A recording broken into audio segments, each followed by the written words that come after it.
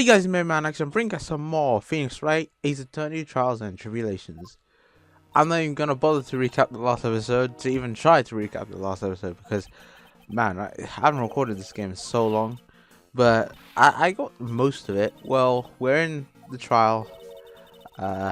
Bride is suspected of killing someone. And I think in the last part we interrogated Detective Gumshoe, and he told us all about the prescription bag and all of that stuff. So now we're gonna talk to the next guy. I think it's Victor Kudo, the old man with the red nose. But it really hurt this time. It felt like someone punched me hard in the stomach. I hate that guy. I don't ever want to see him again. Poor Gumshoe. Oh no. Oh yeah, Gumshoe has a crush on Bride, doesn't he? Yeah, Mr. Kudo, love a waitress outfits and projectile seeds. I bet he's gonna be really stubborn. I mean, he's pretty set in his ways, you know. Yeah, he's a big old grouch. How are you going to be able to handle him, Nick? Yeah, I can take whatever he throws at me, even those never-ending bird seeds. He seems to have a lot of those bird seeds. Like, how much money do they cost? They must be really expensive to have that much birdseed on you. Court will now reconvene for the trial of Maggie Bride. Mr. Godo, your next witness, please. The prosecution calls the lucky old-timer who caught the show over a cup of coffee. Would the witness please take the stand?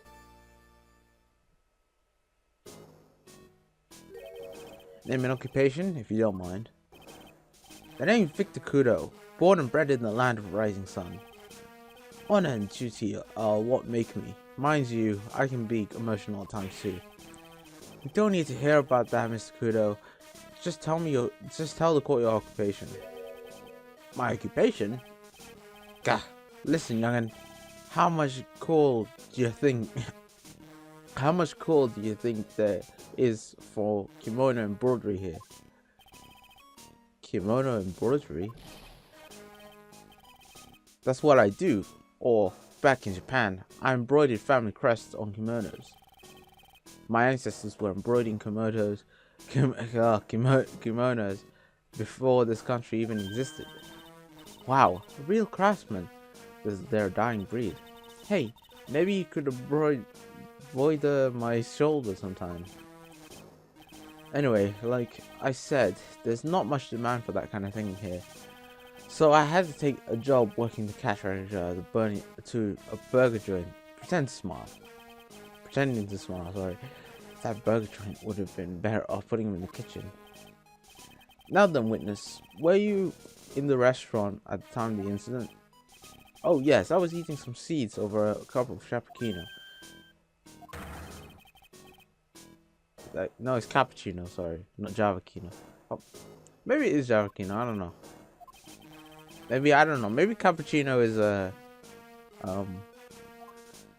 maybe it is Jaffaquino then. Because I think cappuccino is spelled with a C.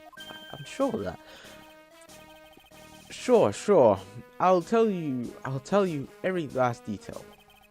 He's really getting into this. What I witnessed. The young man was reading the sports paper. The serving girl brought him a javacchino, but she put something in it. The man took one sip of it. It looked like he was in terrible pain and then collapsed. That's the serving girl, right there, the defendant's chair. I remember her well.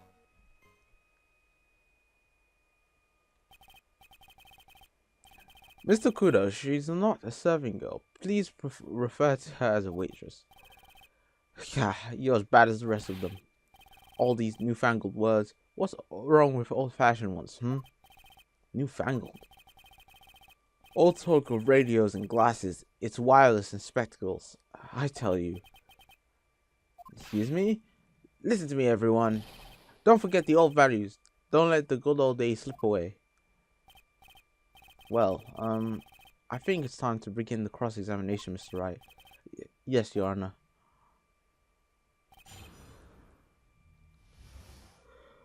Okay.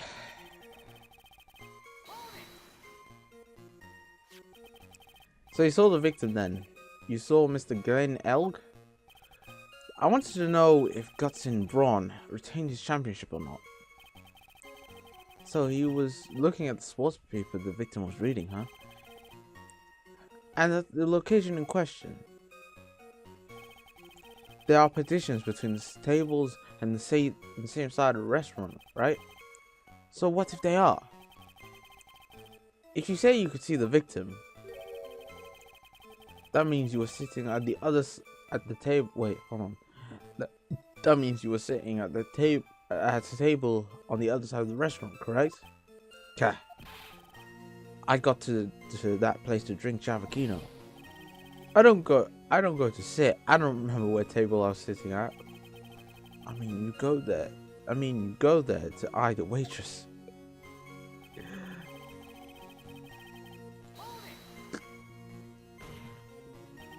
Mr. Kudo, that is a very grave accusation. Are you sure about what you saw? Victor Kudo never makes mistakes. I dot every T and cross every I. That's the other way around, mate. My eyesight's fine. The doctor said I only need spectacles for reading and driving. But his eyes are really fine when he's scoping out a waitress. And I saw that what the serving girl put into the Chavacchino as well. I bet I know what's coming up, and something tells me. Okay, press harder, baby. We need more clarification on what was put into the victim's coffee. I'd like to ask that the witness add what he knows about this to his testimony. Okay. Add it. There's no question about it. She very conspicuously put some white powder in there. Could have been sugar, you don't know. Could have been sugar. How do you know it's not sugar? Sugar's white. Did she really put that into the coffee? You doubt me, boy? She took some of a small bottle of brown. She took some out of a small brown bottle and sprinkled it in. Couldn't she have been adding sugar? Yeah, that's the question I was asking. Sugar in a small brown bottle like that? Like that? Witness, could you please describe the bottle in more concrete terms? A bottle like this, perhaps? Oh, there it is! That's the one! Has the bottle of potassium cyanide, I presume. So, what did the accused put into the coffee? I think it's clear, don't you know? Okay. You took just one sip? You youngins, you waste everything. Those Chavacchinos cost $8. In the good old days, we would have drank every last drop, eaten the cup, and then died. Eaten the cup? What? Congratulations, you have earned the title of battiest man to grace a courtroom. Maybe. So it was an immediate death. Well, with potassium cyanide, I suppose that is possible. Oh yes. He slumped over without so much as a twitch.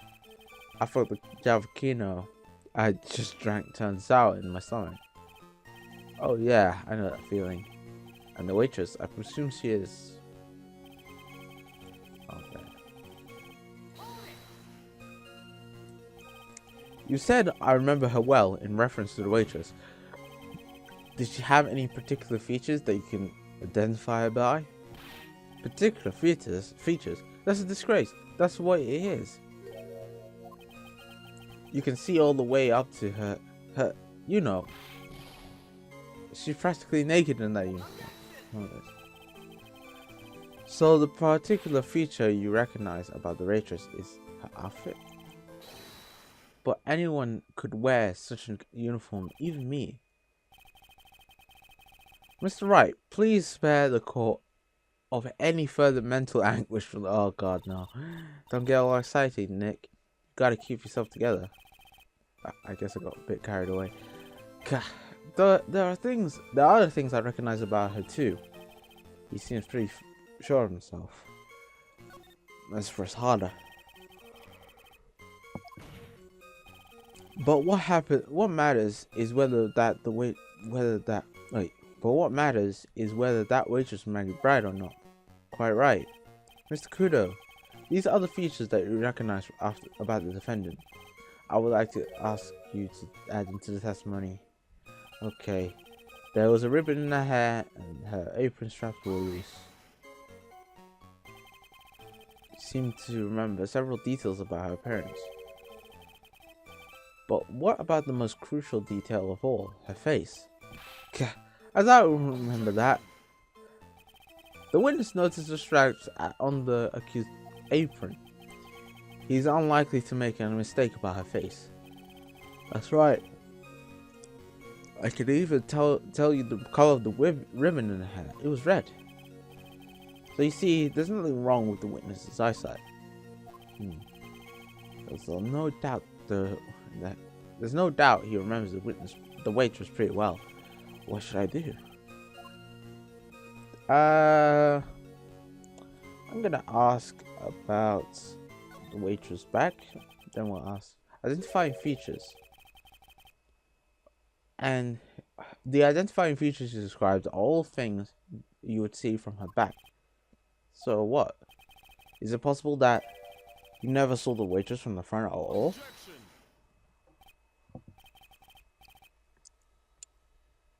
He's got you there, Gramps.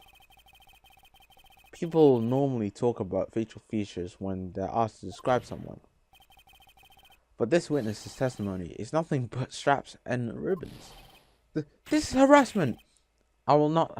I tell you, I am not obsessed with straps and or ribbons. I am just telling you what I saw. Mr. Kudo, the court requests that you add details about any identifying features you observed from the front, that is, to your testimony. The old man's testimony is getting longer and longer, and if I can't find a hole in it, I'll get even longer. It'll get even longer. There wasn't anything that caught my interest about her when I saw her from the front. You didn't find anything to be distinct, but you did clearly see the witness's face, yes? No question about it. I didn't come this far to back down now. Victor Kudo never backs down. That's not the answer I was looking for, but okay.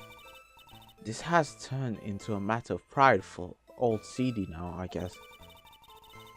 I wonder if he really did see Maggie's face or not.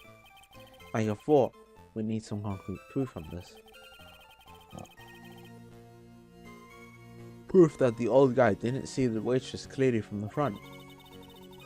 Do you think old CD really saw Maggie do it? Well, he probably had his eye on the witness the whole time. On the waitress, sorry, the whole time. That's why he was there. But he was there for the cute outfits, right? Not the waitress. I guess. She makes a good point though. Hey, did I just say something clever? I wonder if the waitress Mr. Kudo saw really was Maggie. That's what we have to figure out, Nick. Okay. So he actually saw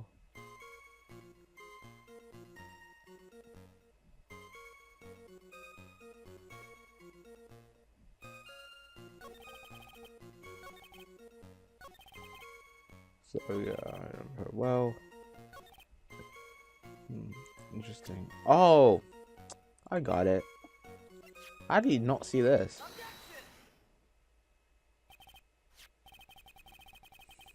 I'd like you to please take a look at this. That filthy thing would suit filth like you just perfectly. Actually, it reminds me of what my grandson looks like just after he's done eating. Have you seen this before? Of course I haven't. Do you think I'd forget something as dirty as that? Well, you half-witted clot. What? What is it? Ever since I said you half-witted clot, there's been an eerie silence in here. Mr. Kudo, this apron is the apron worn by the defendant on the day of the poisoning. Huh? And as you just said yourself, you wouldn't forget something like this. Which means, if you had really seen this apron before, you know what I'm getting at. You couldn't have possibly seen the waitress from the front. Oops. Witness! You can't just oops your way out of this. Ha, well. Looks like we finally have a genuine trial on our hands. How does he do that?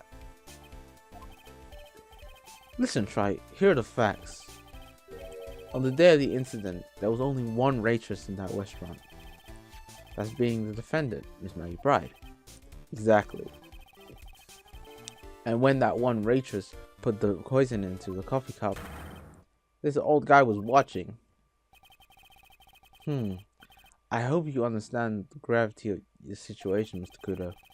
The fate of the defendant may rest on what you say you remember seeing. Just tell the court exactly what you saw, Gramps. You can rely on me, Captain. My noggin's in perfect working order.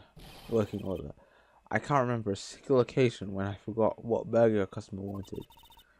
I can't remember. Probably more like he messed up so many times he's blocking it out.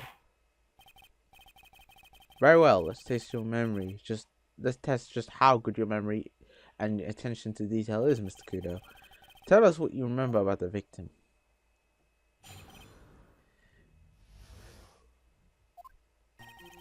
He was another of those pesky young types wearing a broken pair of spectacles. They weren't broken. He was actually having a scarf. So our victim is secretly insane. That's what I'm saying. He had a newspaper in his right hand, and a nosy brat kept rustling its pages.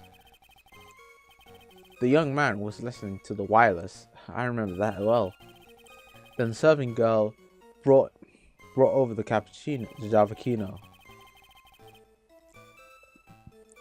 The little fidget picked up the cup with his free hand and took a sip.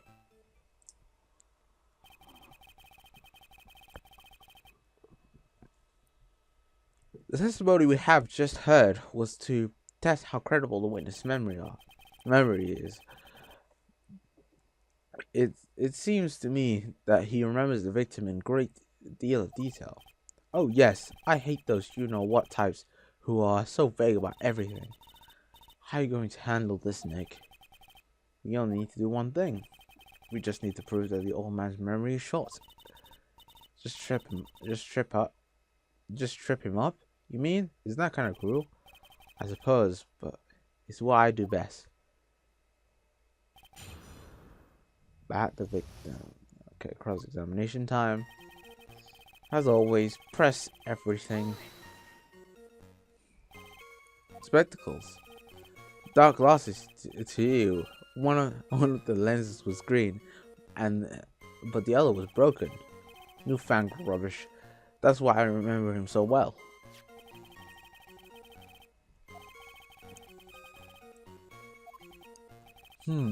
He seems to have been wearing some rather modern-looking shades. Perhaps I should take to wearing some and rival Mr. Goddo's sharp appearance. We better come up with something sharp and quick. Guess I'll wait and see if I should challenge him about the spectacles. I don't think it's worth it, to be honest. The newspaper was okay. Sports newspaper. The young hooligan. I nearly asked him, "Can you even read without fidgeting?" How was I supposed to be able to read the back page with all the rustling going on? I need to find out if Gus and Braun retained his championship title. It was his paper, not yours. If you want to know so bad, why don't you buy your own? What are you looking at? Ow. Gus and Braun got beaten yesterday, by the way, anyway. I think they said that before. about the guts and brawn guy and how he lost. In my day, it was one of the other. Read the paper or listen to wireless. You can do both at the same time. And using an earpiece is selfish. That's what it is. I was straining my eyes, but I couldn't catch any of it.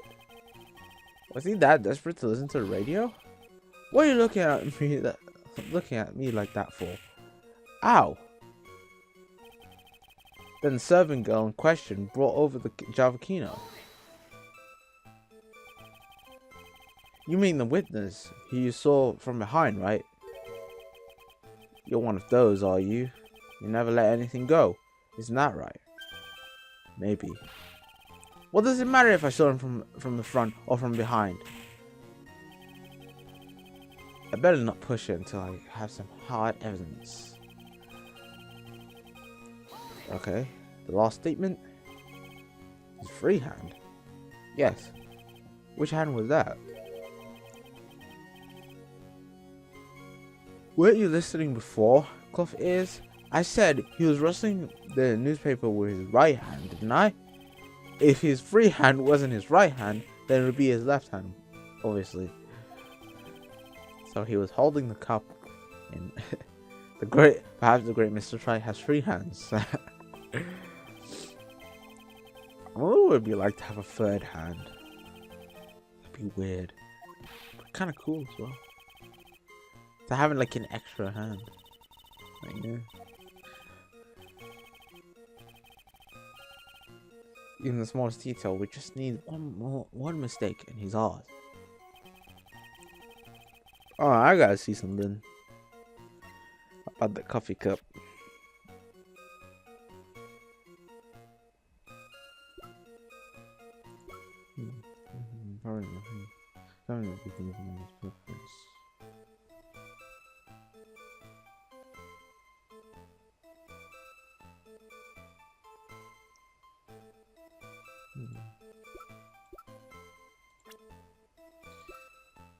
Just thinking, like,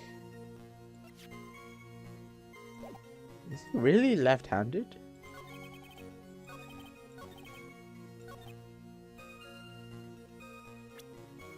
Let's have a look. Where is it? There it is. Mr. Kuda, do you remember what you were told at the start of the testimony? That this was a way of testing the credibility of your memory? I know. There's nothing wrong with my memory. I tell you nothing. If I got anything wrong, I'll eat these seeds and sing the pigeon song. Can you tell us where this is going, Mr. Wright? According to Mr. Kudo, the victim was holding the paper in his right hand, while drinking coffee with his free hand, which would make it that his left. Yeah. What is this, kindergarten?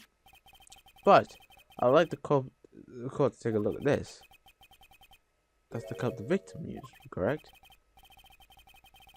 Mark left of the victim's lips.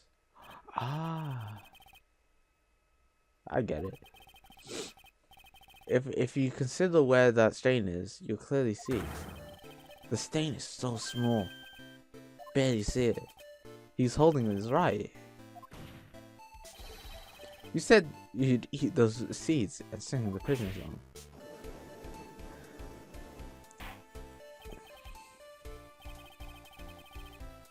I'm afraid this is simply not acceptable. I think the witness. Okay.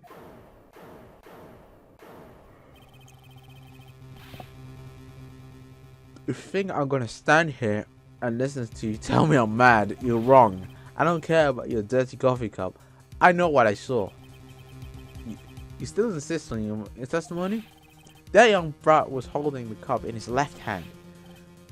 Oh yes, no question. I'm a good law-abiding citizen, I am. It's that dead young hotbot. And you smiky head yahoo, you're at the fault. Who, me? Thank you, old man. We've heard quite enough from you already. Don't call me old man. Been around for 68 years I have. You can't ignore me. Listen to what I've got to say. I'm sorry, Mr. Kudo, but sure, why not hear a little more?